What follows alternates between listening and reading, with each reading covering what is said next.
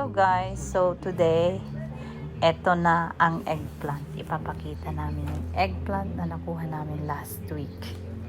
Tingnan nyo guys, sa sobrang laki. Ngayon lang namin naisip na lutuin. Okay pa naman siya kasi 1 week na sa ref. Ngayon iniisip ni Hami kung anong luto ang gagawin niya sa eggplant na to.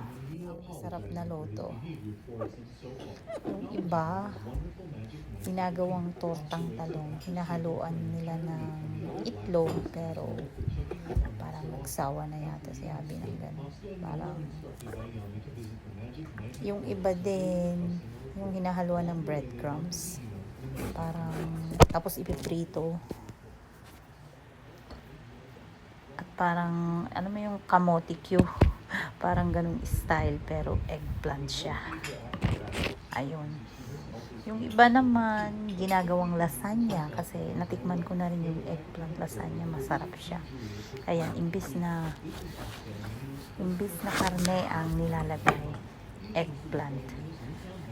Ayun. Ayan na, hiniwa na niya. Parang kasing laki ng bangga yung isang hiwa. O, diba? Tapos isang slice parang kasing laki ng plato. Ilang araw kaya niyang kakainin yan? Siguro mga 3 o 4 na araw. Sa laki ng eggplant na yan. Kasi ako, kunti lang naman ako kumain yan kasi bawal ata sa akin. Yung anak ko naman ayaw niyan. So, siya ang uubos. Si Habi ang uubos niyan.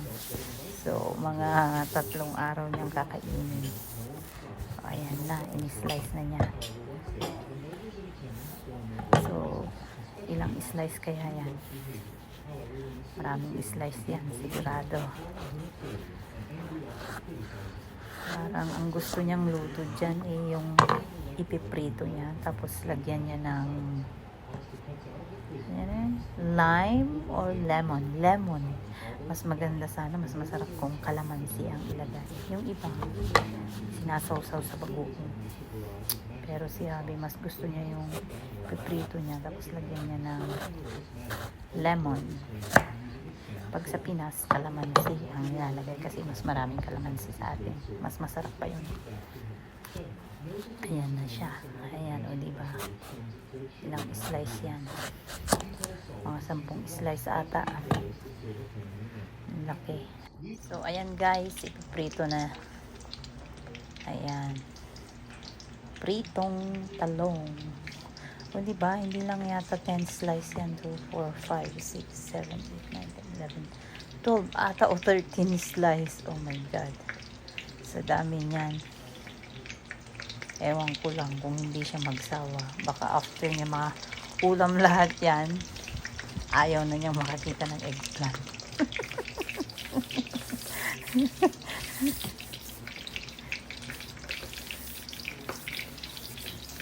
Ayan.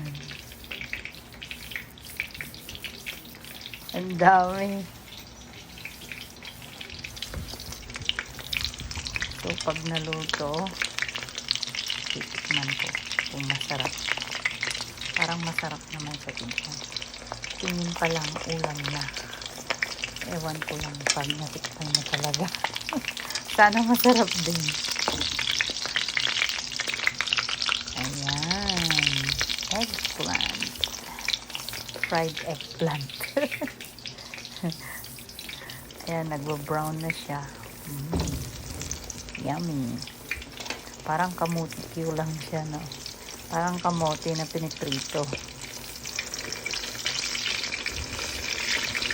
Nilagyan niya ata ng konting asin.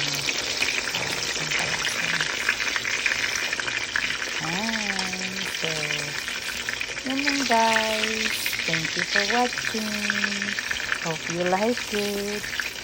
Balitaan ko na lang kayo pag masarap sa susunod kong vlog.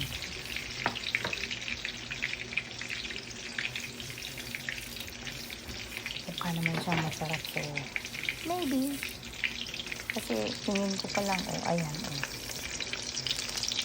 tingin pa lang ulam na pag natikman na siguro.